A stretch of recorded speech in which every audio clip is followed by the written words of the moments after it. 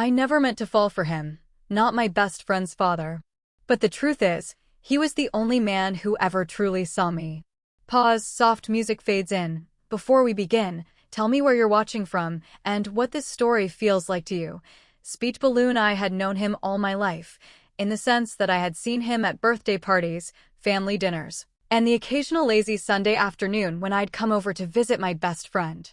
I had always called him Mr. Hale, a distant, formal label I never dared to replace with anything more human. He was in the background of my memories, a quiet presence, an older man I admired from afar, like one admired a painting in a museum. I never thought he would see me. It was one rainy evening when everything changed. My best friend had disappeared upstairs to finish homework, leaving me lingering in the kitchen. The rain tapped softly against the window panes, each drop like a metronome marking time in a room filled with the scent of roasted coffee beans and old wood. Mr. Hale moved slowly, deliberately, pouring himself a cup of coffee. The amber light from the kitchen lamp caught the faint flecks of gray in his hair and highlighted the subtle lines on his face, lines that spoke of long days and quiet struggles, of laughter and loss. I had never noticed how calm his movements were, how purposeful the way he set the coffee mug down, the ease with which he carried himself. And then he looked at me. Not with polite acknowledgement, but with attention. He asked me about my studies, and he didn't just ask, he listened. I could see it in the way his eyes lingered, not scanning for what to say next, not pretending to care, but truly, profoundly listening. There was a softness there, something protective yet disarmingly honest. For the first time, I felt the weight of being noticed in a way that went far beyond surface-level conversation. I didn't know how long I stood there, silently drinking in the quiet warmth of the room, the rhythm of his presence. My chest tightened in a way that surprised me, not with fear, but with something heavier, something like recognition. It wasn't lust, it was acknowledgement. A feeling of finally being seen, the way one notices the first rays of sunlight after weeks of overcast skies. I noticed his hands, strong but gentle, the slight tiredness in his shoulders, and the way he adjusted his glasses when he thought I wasn't looking. Everything about him radiated subtle stability, a quiet confidence tempered by empathy. That night, as I left the house, the rain had stopped. The streets reflected the scattered city lights, and I realized something had shifted inside me. I had always been curious, a little restless, but never had I felt this strange combination of longing and safety, a pull toward someone I was supposed to view only as my best friend's father. It frightened me. Yet, it also excited me. For the first time, I knew that someone out there could look at me, truly look, and see the layers of who I was, the hidden thoughts, the restless heart beneath my laughter. And just like that, a spark had been lit. A spark that neither of us knew the danger or beauty of yet, but one I would never forget. After that first evening, I began noticing him in ways I hadn't before.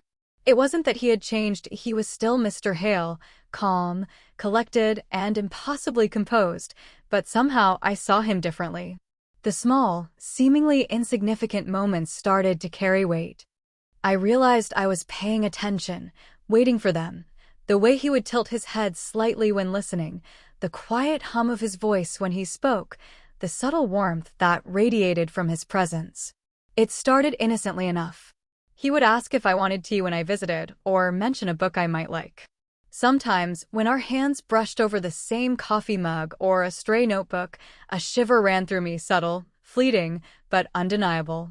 And yet, nothing was forced. Nothing was said that shouldn't be.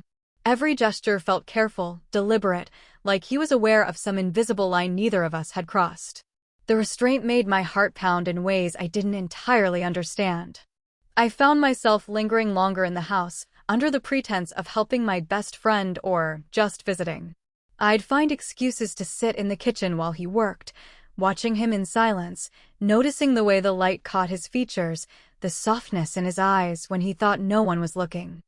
I began to feel a strange, almost magnetic pull, drawn toward the quiet strength in him, toward the kind of patience and understanding I had never experienced in anyone my own age. And there were the silences between us, long, pregnant pauses that carried more meaning than words ever could. Sometimes, we would just stand near each other in the kitchen, our hands occasionally brushing, our eyes meeting and holding for a moment longer than necessary.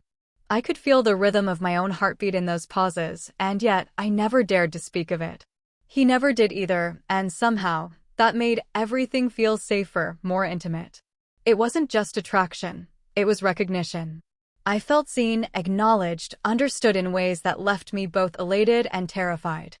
I noticed the small details about him, the way his sleeve would roll up to reveal a faint scar on his wrist, the quiet sigh he let out when a difficult thought crossed his mind, the slight curve of a smile that hinted at things he didn't say. Each detail added to this strange tapestry of connection I couldn't define yet, a connection that made my chest ache with longing and my mind race with questions I wasn't ready to voice. Evenings blurred into each other, marked by shared glances, small touches, and unspoken understanding. The line between friendship and something more grew thinner, invisible but palpable. And in that quiet, suspended space, I began to understand that what I felt for him was not fleeting curiosity, it was something far more dangerous and beautiful. Something that demanded attention, though neither of us could name it yet. By the time I left each visit, my mind lingered on him long after the front door had closed. I would replay every gesture, every word, every glance, wondering if he felt it too, the tension, the curiosity, the subtle pull that seemed to grow stronger with every passing day. And in the spaces between us, in the silence, I realized the story between us was only just beginning. It was an ordinary afternoon, or at least it should have been. I had come over to return a notebook I had borrowed from my best friend, but as always, I lingered. I wandered through the living room, pretending to admire the shelves of books, the framed photographs, the little trinkets that spoke of a life fully lived. And then, just as I reached for a book on the top shelf, I lost my balance. His hand was there before I even realized it, steadying me at the waist. It was quick, instinctive, not lingering inappropriately, just enough to prevent me from falling. But that brief contact sent an electric charge through me, one that startled me in its intensity. Time seemed to pause. I could feel the warmth of his hand, the firmness of his grip, the subtle strength beneath his gentle restraint. Our eyes met. And in that gaze, there was something unspoken but undeniable. Recognition, understanding, a quiet acknowledgement that something had shifted between us. I stepped back almost immediately, whispering a nervous, "Thank you," my voice catching in my throat. He only nodded, his expression unreadable but heavy with restraint, as if he, too, felt the weight of that fleeting connection. I left the room, my pulse racing, but even as I moved away, I could still feel the impression of his hand lingering against my skin. That single moment replayed itself over and over in my mind that night. I lay in bed, staring at the ceiling, acutely aware of every detail, the subtle warmth of his palm, the way his eyes had searched mine, the faint tightening of his jaw. Nothing had been said, and yet everything had been communicated. It wasn't lust, not in the way I had ever known it, but a deeper, more complicated stirring. A pull I couldn't name, something that hovered between longing and admiration, curiosity and fear. I realized I had begun to notice everything about him in ways I hadn't before. The slight tension in his shoulders when he was deep in thought, the quiet laugh he let out when amused, the way his presence filled a room without needing to speak. And it terrified me. Because the line between what was appropriate and what I wanted so desperately was already blurring. I found myself replaying the touch, the brush of hands, the way our eyes had met. It was a spark, subtle yet undeniable, and I knew, though I tried not to admit it, that he had felt it too. That night, I understood the complexity of what was forming. It was not a simple attraction, it was a connection that challenged my understanding of boundaries, of morality, of the kind of love I thought was possible. It was dangerous in the most exquisite way, a quiet storm brewing beneath the surface of ordinary life. And in that storm, I realized that from now on, every glance, every word, every shared silence would carry the weight of what had already begun in that fleeting, electric moment. I couldn't stop thinking about it. And I knew deep down neither of us could. It was late evening when I found myself back at their house, again alone. My best friend had gone to a friend's party, insisting I stay and keep her father company. I hadn't intended to linger, but when I walked onto the porch, there he was, sitting in the old rocking chair, a single lamp casting a warm glow around him. The world outside was quiet, the faint rustle of leaves in the breeze the only sound. He didn't look up immediately. He didn't need to. I knew he was aware of my presence, as always. There was a comfort in that, a strange reassurance that he could sense my thoughts without a word being spoken. I settled into the chair across from him, careful to leave the polite distance that separated parent from visitor, but the tension in the air was palpable. We started talking, tentatively at first, about small things. The weather, a book I'd been reading, trivial stories from my week. But then, almost imperceptibly, the conversation shifted. I found myself admitting things I rarely shared with anyone, how sometimes I felt invisible among people my own age, how I craved understanding that seemed just out of reach. He listened. Truly listened. Not with the distracted politeness I was used to, not with the bored tolerance of someone waiting for me to finish, but with a depth that made my chest tighten. And then he said something that stopped me cold. You notice things most people overlook. It wasn't a compliment in the casual sense. It was an acknowledgement, a recognition of me, not just my words, but the weight behind them. I swallowed hard, unsure what to say. His eyes, calm yet penetrating, held mine, and in them, I saw an honesty that was frighteningly intimate. It wasn't the way young men looked at me, curious, impulsive, playful. It was measured, steady, filled with awareness and care. I felt my face warm, my heart flutter in a way I didn't expect. I realized I wanted to stay here, in this quiet space, suspended between evening shadows and lamplight, longer than I should. And he seemed to feel the same pull. For several moments, we didn't speak. The only sound was the soft creak of the rocking chair and the occasional sigh of the night wind. And in that silence, something deeper passed between us, an understanding, a recognition that this connection was more than fleeting. We didn't need words. The gravity of the moment was enough. I left the porch that night with my thoughts tangled and my emotions raw. I knew something had shifted irreversibly. He wasn't just my best friend's father anymore. He was someone who had reached into a part of me that no one else had, someone who had quietly seen through my carefully constructed walls. And in that realization, I understood something profound.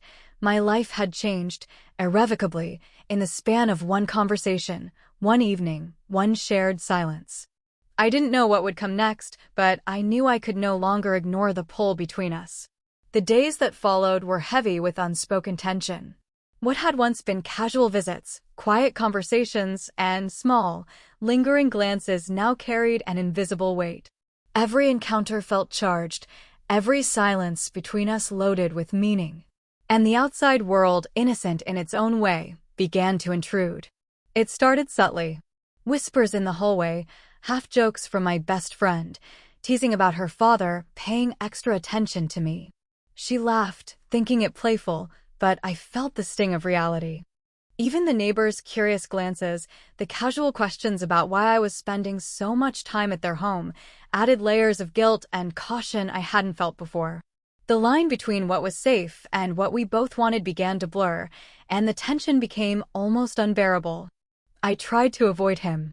I made excuses, classes, errands, sudden plans with friends. But each avoidance only made the moments we did share more electric, more suffocating.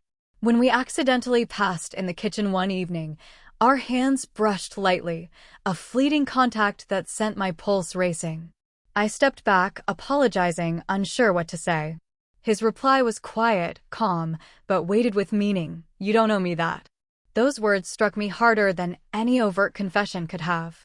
In that simple sentence, I felt both care and restraint, the silent acknowledgement that he, too, felt the pull between us, but refused to act recklessly. There was respect in that restraint, but also an ache that pressed against my chest like a gentle, insistent weight. Every glance after that was measured, every word deliberate. The house, once familiar and safe, now felt like a delicate balancing act. I noticed the smallest things about him, the way his fingers twitched when he thought I wasn't looking, the faint hesitation in his smile, the subtle exhale that seemed to carry the weight of unspoken desire. It was intoxicating and terrifying in equal measure. Yet, there was beauty in the restraint. In the way he maintained boundaries while still offering warmth and attention, I saw the depth of his character, the care with which he approached not only me but life itself. And it made my feelings even harder to ignore. I wanted to reach across that invisible line, to let him know that I felt it too, but morality, perception, and fear held me back. One evening, after another brief encounter filled with almost too long eye contact and fleeting touches, I realized something crucial. Our connection, powerful and undeniable as it was, had limits. Limits dictated by age, circumstance, and the world around us. Limits neither of us could or should cross. And yet, the tension, the longing, the quiet electricity between us only grew stronger in the presence of these invisible boundaries. That night, I lay awake, heart racing, mind spinning. I understood for the first time how dangerous desire could be when it collided with restraint. And I also understood, with piercing clarity, that some lines exist not to separate us entirely, but to make the moments we share all the more profound. It was a night unlike any other, quiet and still, as though the world itself had paused to witness what was about to happen. I found myself walking up the familiar path to their house, hesitant yet drawn by a force I couldn't name. My best friend was away for the weekend, leaving him and me alone once more. The porch light glowed softly, casting long shadows across the wooden boards, and I could see him sitting in his favorite chair, rocking gently, lost in thought. He noticed me immediately, of course, though he made no move to stand. His eyes, those quiet, steady eyes, met mine and held me there. I felt a tremor in my chest, a mix of anticipation and fear, as if acknowledging the truth would shatter everything or perhaps set us free. We didn't speak at first. There was no need. The silence between us was thick, loaded with months of unspoken tension, stolen glances, and the subtle pull that had grown stronger with every encounter. And then, almost hesitantly, he broke it. I tried not to care, he admitted, his voice low, almost fragile in its honesty. I felt my breath catch. My chest tightened, and for a moment, the air seemed impossibly dense. I had spent so many nights replaying every interaction, wondering if he felt it too, hoping against hope that he did. And now, finally, he was speaking it aloud. So did I whispered, my voice trembling with relief and longing. We didn't move closer, though the space between us felt charged, intimate, suffocating. And yet, the distance didn't matter. In that moment, the world had narrowed to a single truth. We saw each other.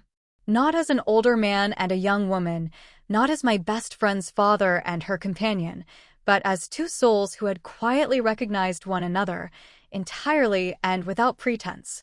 He reached for my hand, just once. His thumb traced the knuckles in a careful, deliberate gesture, nothing more, and yet it spoke volumes. It was a promise, a confession, an acknowledgement of desire restrained by understanding. I closed my eyes briefly, savoring the warmth, the reassurance, the tenderness that radiated from that single touch. It was more than I had dared hope for. We sat there together, hand in hand, words unnecessary. The night air whispered through the trees, and the faint hum of distant traffic reminded us that life continued beyond our little bubble. And yet, for those fleeting moments, everything else fell away. The weight of expectation, of societal judgment, of age and circumstance, none of it mattered. I realized then that love, or whatever this was between us, didn't need to be loud, reckless, or possessive.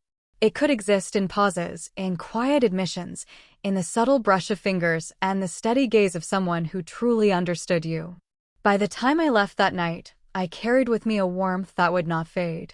A truth had been spoken, a bond acknowledged, and though the future remained uncertain, I had never felt so completely seen. Months passed like a slow, measured exhale, each day marked by the absence that now defined my visits to their home. Life had shifted, my best friend had moved away for work, and I had begun new routines of my own. The house that once held whispered glances, quiet touches, and moments suspended in time now felt both empty and sacred, a place where memory lingered long after my footsteps faded from the porch. I still thought of him, Often, sometimes in the quiet moments before sleep, sometimes in the subtle rhythms of everyday life. A scent of coffee, the sound of rain tapping against a window, the soft turning of pages in a book, each carried echoes of him, of that steady presence that had seen me more completely than anyone ever had. The memory was not painful, but bittersweet, like the fading light of sunset, beautiful, fleeting, impossible to capture entirely. When we spoke, it was infrequent, cautious, carried across texts or phone calls that skirted the edges of intimacy without stepping over the lines we had agreed upon. We both knew that our connection, profound as it was, existed in a delicate balance between desire and reality, affection and morality. And yet, despite the distance, despite the months apart, the bond between us remained unbroken, as alive in memory as it had been in those quiet evenings on the porch. I often wondered what might have been, what paths we could have taken if circumstances were different. And yet, the thought was not accompanied by regret. It was accompanied by gratitude, gratitude for being truly seen, for having my heart acknowledged without judgment, for having someone in my life who understood the depth of longing and quiet yearning I carried. I remember one evening, standing at the train station as the sun dipped low in the sky, golden light scattering across the tracks. I closed my eyes and breathed in deeply, imagining him there beside me, just as he had been in countless silent moments. The memory of his hand brushing mine, the calm strength in his voice, the steady warmth of his presence, it all lingered like a soft, persistent echo. I smiled to myself, a small, private smile, and let the memory fill me with warmth rather than ache. In that way, he became a permanent part of my story, a chapter one would carry with me wherever I went. Not a story of reckless passion or fleeting desire, but a story of quiet recognition, of connection that transcended circumstance and age. He had given me a gift, the rarest of all, the knowledge that someone could truly see me, in all my complexity, and still remain by my side, even if only in memory and subtle gestures. As I boarded the train that evening, I whispered his name softly into the wind, a private acknowledgement of all that had passed. And though we were apart, though life had drawn us onto different paths, I felt him with me still, not in longing, but in the deep, enduring warmth of being seen. Because sometimes, love isn't about possession or proximity. Sometimes, love is simply about being known and carrying that knowledge with you forever. If this story touched your heart or reminded you of someone who truly sees you, hit that like button and subscribe for more age gap romance tales. And I'd love to hear from you. Comment below where you're watching from and what part of this story spoke to you the most. Speech Balloon Red Heart.